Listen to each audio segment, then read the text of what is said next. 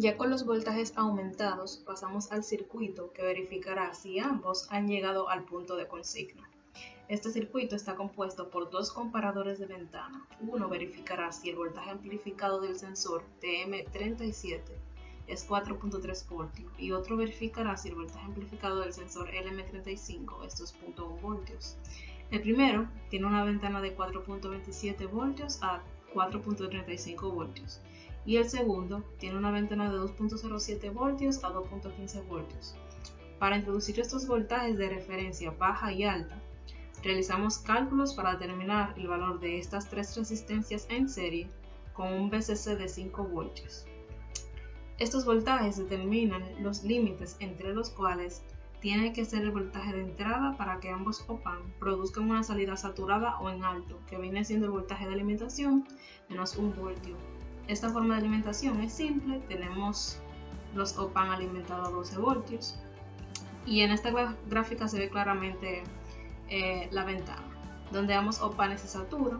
Esto se realizó con un barrido de voltaje de salida en función de la de entrada y vemos como ambos op-amp en estos puntos dan una salida saturada y como la salida saturada viene siendo aproximadamente 11 voltios, que viene siendo 12 menos 1 voltios o más. Entonces vemos que quien limita el voltaje de saturación son los voltajes de alimentación.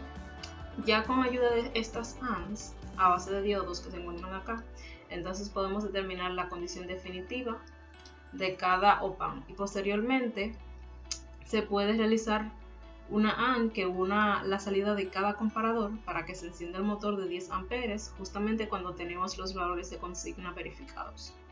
Ya en la parte de potencia hemos analizado el MOSFET en esta configuración con la carga en el drenador, sabiendo que la potencia disipada en un transistor es igual al voltaje de drenador a surtidor por la corriente de drenador. Entonces hemos hecho un barrido para analizar el voltaje, la corriente y la potencia que se genera.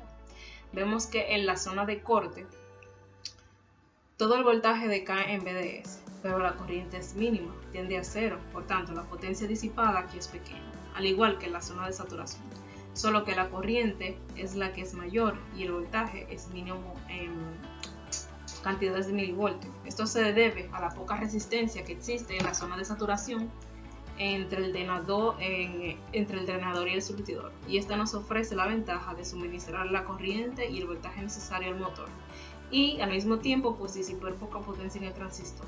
Esto se logra solo si aseguramos la zona de saturación del MOSFET. Para saber si el voltaje de gate a source es suficiente, he realizado un barrido para verificar experimentalmente el valor de VT, o sea el valor de un voltaje de umbral, el cual es aproximadamente 3.8 voltios. Y como el voltaje de salida del circuito de control es 5 voltios, entonces nos ubicamos aquí en la zona de saturación y esto es suficiente. Si nos fijamos en la zona lineal, existe un pico de potencia de casi 60 watts y por ello debemos evitar esta zona a toda costa, la zona lineal, y de hecho ya lo hacemos y de forma eficiente, llegando a una disipación de aproximadamente 2 watts como entre la zona de corte y de saturación. Por ello, este MOSFET que elegimos cumple con los cálculos de potencia realizados en el documento porque hemos asegurado la zona de saturación y además no superamos los parámetros máximos calculados.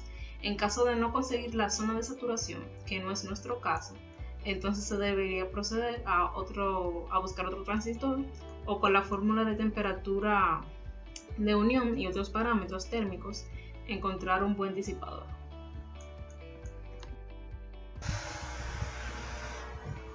Ya logrados los valores de consigna, por ejemplo, aquí ya he encendido el circuito para demostrar el funcionamiento. Vemos que aquí tenemos 760 milivoltios en el primer sensor y me amplifica 4.3 voltios. Y tenemos aquí 170 milivoltios que me amplifica 2.1 voltios. Aquí he colocado unos indicadores que me indican la temperatura. La temperatura de consigna aquí se ve que es 38 grados centígrados y aquí 17 grados centígrados, equivalente entonces esto a 0.76 voltios y esto es equivalente a 0.17 voltios. lo que resulta un voltaje amplificado de lo que ya vimos, 4.3 y 2.1. Estos opanes que verifican lo que es el voltaje dan un visto bueno con un voltaje saturado, un voltaje ya de 5 voltios que me permite asegurar la saturación de lo que es este MOSFET y darle o entregarle los 10 amperes aproximadamente a este motor para que pueda funcionar.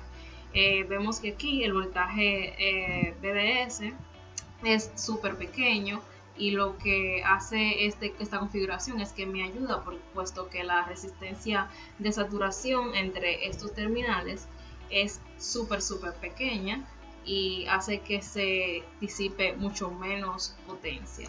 En caso de, lo vemos aquí que es como casi, yo dije aproximadamente 2 watts, pero ni siquiera se acerca tanto a 2 watts. Si cambiamos en los parámetros, aunque sea un poquito, vemos que ya la salida es súper diferente. Ya aquí la consigna no es el valor de consigna, que es de 160, sino de 170 milivoltios. Lo amplifica a 4.36, no a 4.3, o sea, eso es aproximadamente 4.4, así que no es 4.3. Y vemos que aquí la salida nos da un visto negativo, ya que uno de ellos dos no está cumpliendo con la condición. Y aquí entonces tenemos un voltaje que no supera el voltaje de umbral, por lo que aquí decae, no hay tierra, decae completamente los 24 voltios y hay una corriente mínima de casi 0 amperes. Aquí vemos que es microamperes, así que la potencia sigue sin disiparse tanta potencia. Mírenla aquí, que son aproximadamente 567 microwatts. Y eso es todo.